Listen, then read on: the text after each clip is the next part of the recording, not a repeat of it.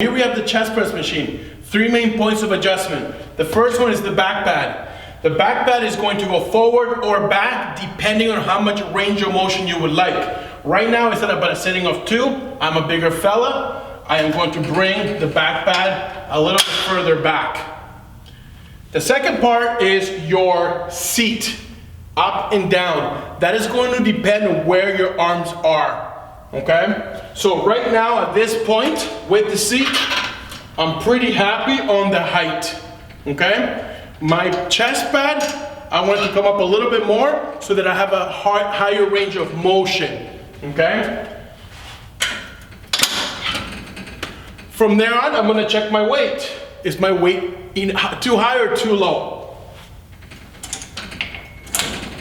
I'm gonna bring it down, okay? Less weight for demonstration purposes. I'm gonna grab my seat, I can get in, my hands are relatively in line with my armpits and my chest line.